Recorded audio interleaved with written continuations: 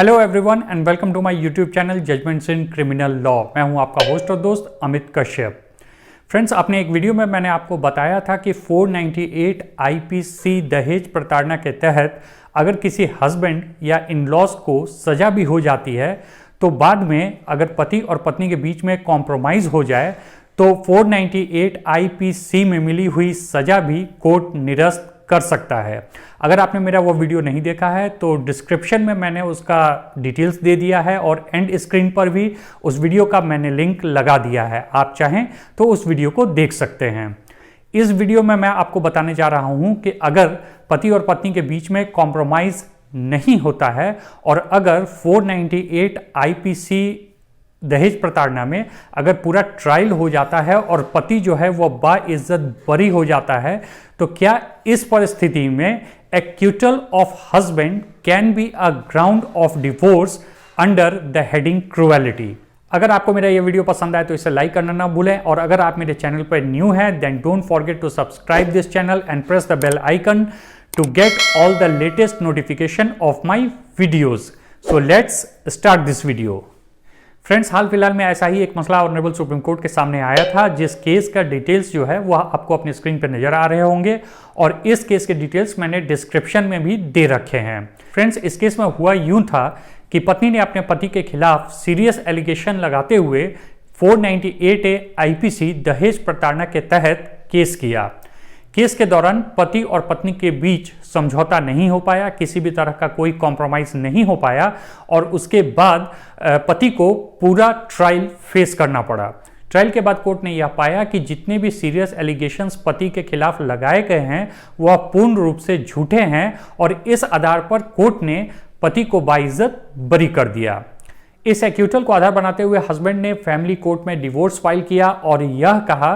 कि वाइफ ने उनके खिलाफ झूठे एलिगेशंस लगाए थे जो कि ट्रायल में सिद्ध हो चुका है और इस आधार पे हस्बैंड जो है वह बरी हो चुके हैं। तो इस प्रकार से पत्नी द्वारा लगाए गए झूठे एलिगेशंस और इन झूठे एलिगेशंस पर किया गया 498 का जो केस है वह पति के खिलाफ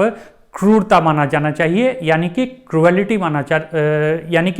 माना जाना चाहिए और इस क्रूएलिटी के आधार पर हस्बैंड को डिवोर्स मिलना चाहिए। फैमिली कोर्ट ने इस बात को बिल्कुल एक्सेप्ट नहीं किया और पति के डिवोर्स पिटीशन को यह कहते हुए रिजेक्ट कर दिया कि अगर किसी को भी किसी के खिलाफ शिकायत है या फिर किसी भी व्यक्ति को ऐसा लगता है कि उसके खिलाफ कोई क्राइम कमिट किया गया है तो it is always open to a person to file a case for redressal of his or her grievances. इसी प्रकार से अगर एक वाइफ को लगता है कि उनके खिलाफ कोई क्रूएलिटी हो रही है या फिर कोई दहेज प्रताड़ना जैसा मामला हो रहा है तो it is always open to a wife to file a case under section 498A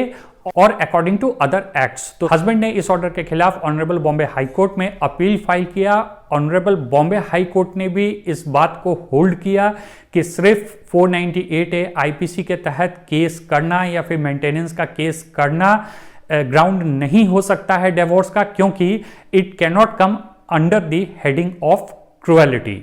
Bombay high court के इस ऑर्डर के खिलाफ हस्बैंड पहुंचते हैं honourable supreme court. Honourable supreme court इस पूरे मामले को ऑब्जर्व करता है और उसके बाद यह निर्णय देता है कि ऑफ कोर्स एक व्यक्ति को यह अधिकार प्राप्त है कि अगर उसे किसी से शिकायत है या उसे लगता है कि उसके खिलाफ कोई क्राइम कमिट किया जा रहा है तो वह उस व्यक्ति के खिलाफ केस कर सकता है। It is always open to that person for redressal of his or her grievances. इसी तरह से एक पत्नी को भी अधिकार है कि अगर उन्हें लगता है कि उनके खिलाफ कोई घरेलू हिंसा किया जा रहा है और वह घरेलू हिंसा जो है वह दहेज के मामले से जुड़ा हुआ है तो it is always open to a wife to file a case under section 498A IPC. लेकिन सिर्फ केस का फाइल किया जाना can not be a ground of divorce. लेकिन अगर 498 आईपीसी के तहत पूरा ट्रायल होता है और ट्रायल के बाद यह पाया जाता है कोर्ट के द्वारा कि जो भी एलिगेशंस पत्नी के द्वारा लगाए गए हैं वह फॉल्स है और इस आधार पे अगर पति का एक्यूटल हो जाता है यानी कि पति जो है वह बाइज्जत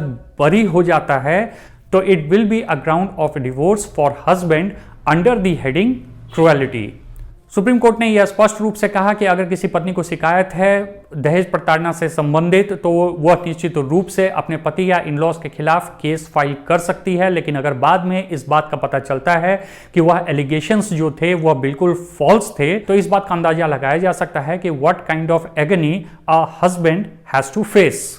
और जो एगनी हस्बैंड को फेस करना पड़ेगा इन झूठे एलिगेशंस के कारण या फिर 498 आईपीसी के केस के कारण, तो निश्चित तौर पर यह एक ग्राउंड बनेगा डाइवोर्स के लिए under the heading cruelty. Type of agony husband has to face will definitely come under the mental and physical cruelty and under the heading cruelty for the purpose of divorce. तो इस case से समझने वाली बात यह है कि सिर्फ पत्नी के द्वारा 498 आईपीसी या अदर डोमेस्टिक वायलेंस के जो एक्ट्स हैं उनमें केस किया जाना